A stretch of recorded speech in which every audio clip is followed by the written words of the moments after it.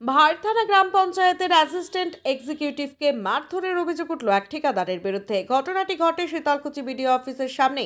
আর এই ঘটনাকে কেন্দ্র করে চাঞ্চল্য ছড়ায় বিডিও অফিসের সামনে। খবর পেয়ে শীতলকুচি বিডিও ও পুলিশ ঘটনাস্থলে আসে। অভিযুক্ত ঠিকাদারকে আটক করে থানায় নিয়ে যায়।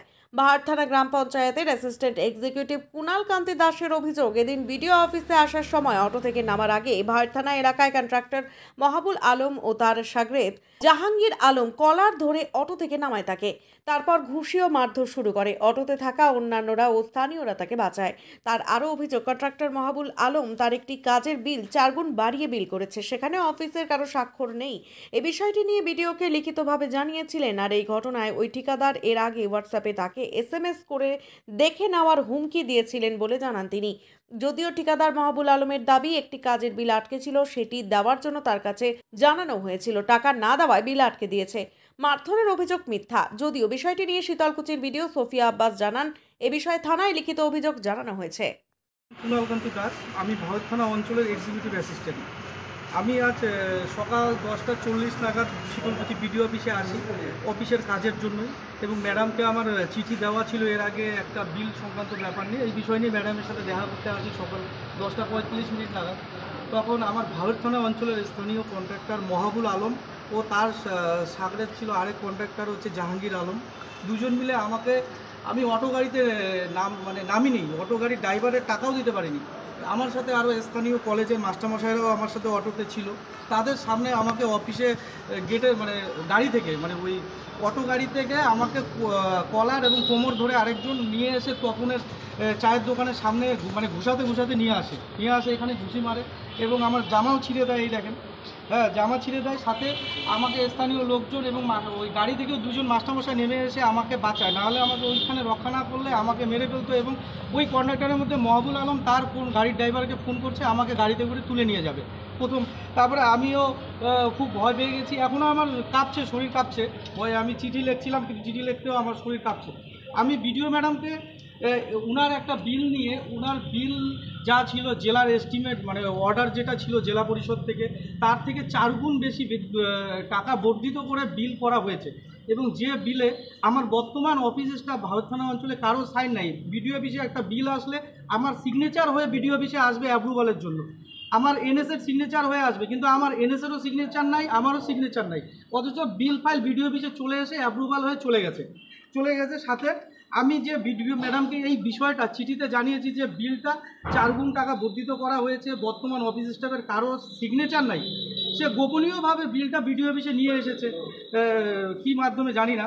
এই যে আমি বিডিও ম্যাডামকে চিঠি করে জানিয়েছি গত 24/4/2024 তারিখে চিঠি করে জানিয়েছি বিলটা এই সমস্যা আছে, অতএব বিনীত নিবেদন এই যে বিলটি পুনরায় চেক করে প্রয়োজনীয় পদক্ষেপ গ্রহণ করবেন। ম্যাডামকে চিঠি করে জানিয়েছি এবং বিলের সাথে এস্টিমেট কপি, যেটা টাকা এস্টিমেট কপির থেকে বিলে 4 গুণ টাকা, এই 4 গুণ দেখেন এখানে লেখা আছে, বিলে 4 গুণ টাকা বর্ধিত করা হয়েছে। এই যে 4 গুণ টাকা বর্ধিত করা হয়েছে এবং বিলটির লেটার অফ অ্যাকসেপ্টেন্স NIT নাম্বারও ভুল আছে এবং বর্তমান অফিস স্টাফের কারো সিগনেচার নেই এই বিলের মধ্যে।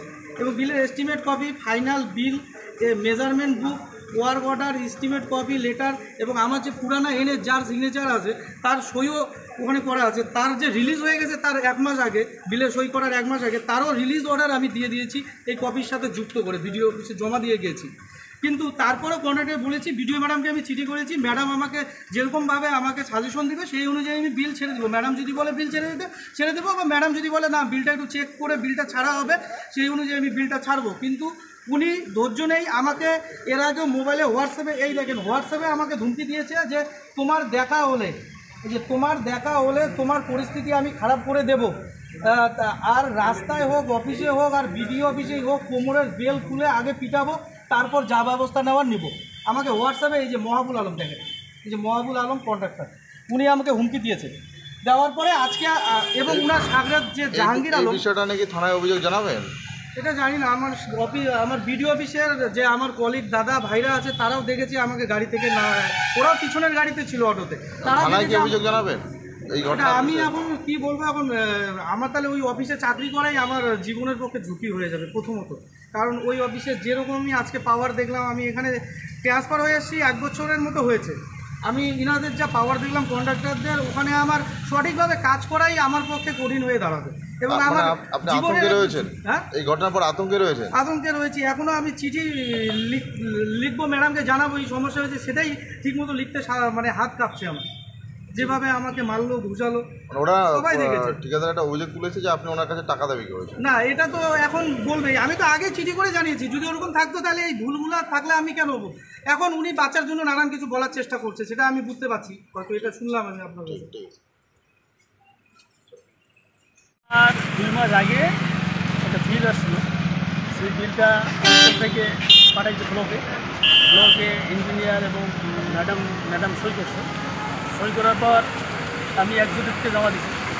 এক্সিকিউটিভ 2 মাস থেকে আমার বিলটা দিচ্ছে না এবং উনি আমার কাছে 10,000 টাকা প্রথম নিচ্ছে, পরবর্তীতে 50,000 টাকা ডিমান্ড করে 50,000 টাকা যদি কে ডিমান্ড করে? এক্সিকিউটিভ। এর আগে ওনাকে বলছি আমি, মানে আমাকে বিলটা দাও, যদি আমার বিল ডিসপুট থাকে সেটা তো আপনি অফিসে এসে বলতে পারতেন। আমি ম্যাডামকে দেবো ফাইল, উনি ফাইলও দিচ্ছে না। সেটাই তো বুঝলাম, আপনি তো অফিসে এসে বলতে পারতেন, রাস্তায় কেন বলতে গেলেন? আমি রাস্তাতেই ও দেখা পাচ্ছি তো, রাস্তাতে।